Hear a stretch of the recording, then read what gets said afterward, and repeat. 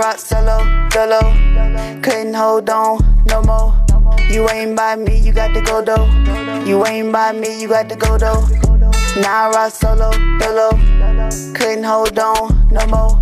You ain't by. What's good, love? Before I get too far out of Da Nang, I just want to break it down and just share my overall experience.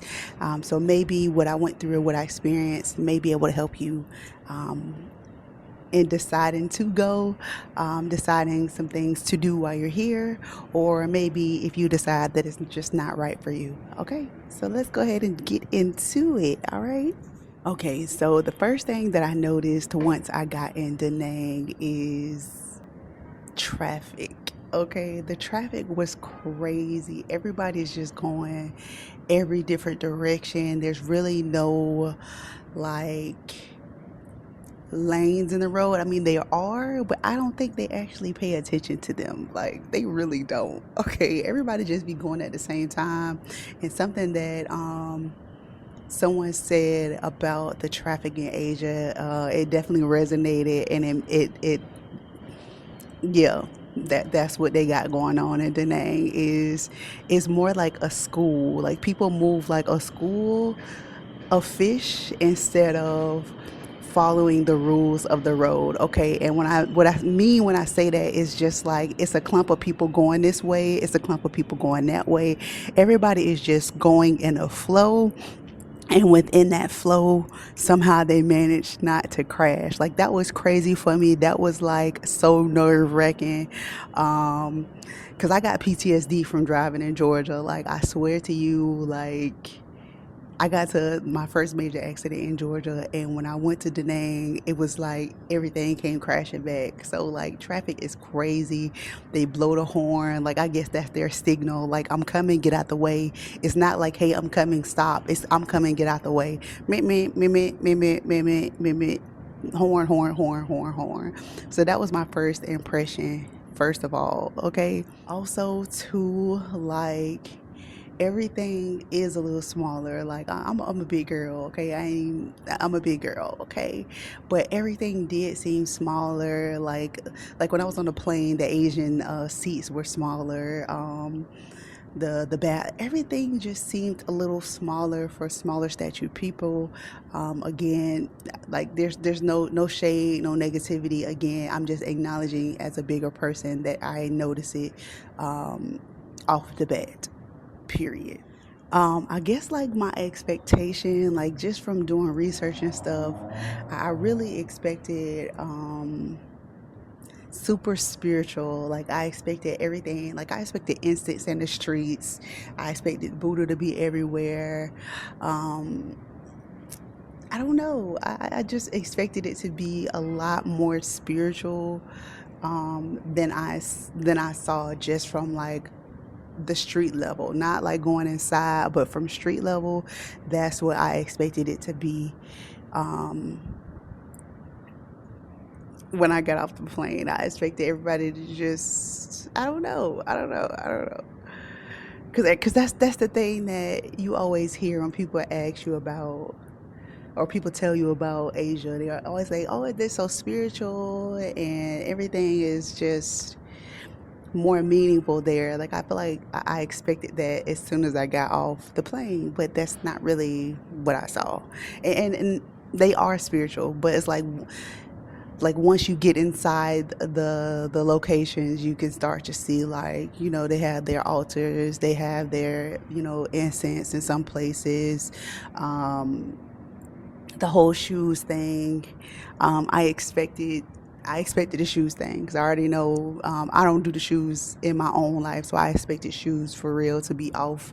But at the same time, I expected it to be a little cleaner. Not saying that it's dirty, but I just expected it to be cleaner. I expected to be able to eat off the floor. I expected it to look like my kitchen floor, or my you know what I'm saying? But, you know, it don't be like that. You know, it just don't be like that. You can see everybody with their shoes lined up at the door, but then at the same time, somebody might come in with their shoes on, and it's just like, bro, I just took my shoes off because I'm just thinking everybody, I'm thinking the flow clean, but that's not the case. So My OCD was acting up when I first got here. Let's say that. Okay, let's say that. The energy, it was really a positive energy. I didn't really get any negative vibes or anybody doing anything weird originally. Like I didn't get any of that. Um, I did feel like people looked at me. The staring, but I can't really say that it's negative. When I got off the plane, everybody was pushy. Everybody was pushy. Everybody was moving fast. Everybody was pushing. Like, I ain't gonna say pushing everybody, but everybody was aggressively moving around the area. So I kind of felt some kind of way at first, but then as I like stood back, as I observed, as I watched, I feel like they was pushy up like around everybody. Like it wasn't me. Like it was like, okay, we moving here. Either you moving to we finna move past your ass. Like that's the vibe that I got. I swear. I realized it wasn't just me; it was everybody. Okay, and then like I said, I definitely noticed as well that everything was smaller, including the people. As a big girl, if you really not secure, confident in your thickness, that might be a thing. I feel like too, like everybody say it's like the South Beach of Vietnam, and again, I hear people agreeing with that, and I don't agree. I don't agree because I just feel like in Miami it's lit. Like people outside drinking, people outside partying. It's loud. Like it's not like that in Da Nang. Like I feel like if people are outside and it's a lot of people moving, people drinking and stuff. But I feel like it's a little bit more laid back. It's a little bit more quiet than Miami is because Miami is loud. Like the police be out there, like mediating. I just didn't get that vibe in Da Nang. Well, on the beach, on the strip. Let me say that. Now, I did get to experience the nightlife a little bit, and they was drunk and getting a little bit disorderly. But again, I still feel like it does not match Miami because I done been to Miami on spring break. I done seen what it look like on spring break, and I done seen what it look like on a regular night, and I just feel like it's not as quiet, it's not as laid back, it's not as peaceful. Like I no. So miss me with that one. They have a good nightlife. Like I didn't really go out. I did tap in a little bit, but they have a lot of like rooftop things, rooftop DJ events, rooftop parties. Like the rooftop thing is a big thing for them. Which is a vibe. It's a vibe out here, okay? I definitely feel like the impression that is very spiritual kind of sort of takes out room for fun. So it's like you think like, oh my God, they're so spiritual, you won't have fun, you won't be able to go out. Again, that was just my biased opinion based off of people's what people say about it. Oh, it's so spiritual, blah blah blah. But when you get there, they hanging out, they chilling, they partying. When I say they partying out there. Okay, so yeah, I guess balance. Everybody need balance. Ain't nothing wrong with that. Okay, ain't nothing wrong with that. Do your thing, Da Nang. Do your thing, baby. Good massage parlors. Again, everything was just a vibe. Everything was chill. Everything was laid back. Like you cannot tell me that's Miami. You cannot tell me that's Miami, bro. Cause ain't shit chill about Miami. Like Miami got the beach vibe or whatever, but everything seems more like. You look at my shoulders. Everything seemed more in Miami. In Da Nang, it was just you could drop your shoulders, you can enjoy, you can chill. But everything in Miami, cause I'm from Florida, I'm from Tampa, man. Like, come on, every child. My first girls trip, 305, baby. 305. I don't went to Miami as a young adult. I don't went to Miami as an adult and as a seasoned woman. Yeah, I done been to Miami in all stages of life, and okay, okay. Overall, um, it didn't meet my expectations, but I don't think that was negative. I feel like it more so exceeded my expectations. I didn't think look down on it or anything, but I just I was pleasantly surprised. Let me say that about life in Da Nang. Again, I feel like everybody's nice, everybody is courteous, everybody is hospitable. I feel like people actually kind of go out their way to help you. I love the fact that they bow. Like I love that. I don't know. I be like, oh, let me bow back. Like yes, yes, peace and blessings. Gratitude. Like if you know me, I'm a very spiritual person, and I just feel like they speak to my spirit. They speak to my soul when I was in Da Nang. I really like Da Nang. I love the vibe. I love the energy. Even though I really didn't get to do too many touristy things, I do feel like I got to chill out with the locals a lot, and experience the real culture and experience the real people. And I really liked it. The food was good. I did feel like I expected to be able to eat more in Da Nang. Like I don't know, I've always felt like people always set the expectation that the food is a lot more natural, and it's easy to be vegan in Da Nang. But like I feel like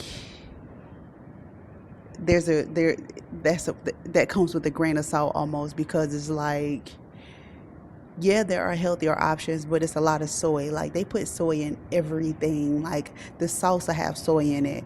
Like even cocktail sauce got soy in it, or mayo in it, dairy in it. Um,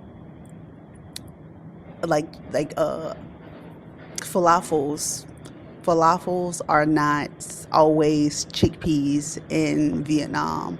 I've seen where they are like some sort of soy protein, or like there is soy in everything. There is tofu in everything. Even if you order something that didn't mention that it had tofu in it, it's gonna have tofu in it. Or I ain't gonna say every time, but more than likely it's going to have tofu in it. So I feel like it was a little bit difficult for me to eat out there for that reason. Because I'm not a tofu girl. I don't eat tofu. I'm not a fan. I'm not eating white squares. Sorry. I'm more so like a whole foods kind of vegan. So I did struggle to eat. I ate a lot of Indian food because there's a lot of chickpeas and sauce and cauliflower.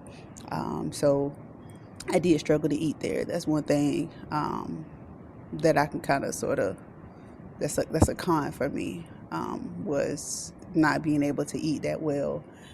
I didn't have no other logistic issues. Like I didn't have any internet issues. The power did go out, but I don't. It wasn't the power for everyone. It was the power for like the building. So I think there was something going on with the building. I didn't have any Wi-Fi issues. Didn't have any power issues. Other than that, didn't have any water issues. So yeah, overall, I like Da Nang. I do feel like, although in some areas it is walkable, it's not walkable in all areas. You want to do your research as far as the kind of accommodation that you choose, because the accommodation that I had was not close to really anything. So I really had to catch a grab to go everywhere. Like to leave my room, I had to catch a grab. So definitely want to do your research as far as the location of your accommodation. But there were things to do. You could walk and fall into something. There's a lot of cafes. There were vegan restaurants, not saying that they're not. But again, the menus are just like full of soy. Very, very more affordable than I expected. That was one of my favorite parts about it, is how affordable it was for me, or compared to what I was spending in the U.S. So yeah, I encourage everyone to experience Da Nang. Come out, check it out. It was a beautiful place. I do want to go back. I only stayed there for 30 days, but I do want to go back and experience some of the touristy things that I didn't get to check out when I was there. But yeah, thank you for watching. Now I rock solo, couldn't hold on. You ain't by me, you ain't by me.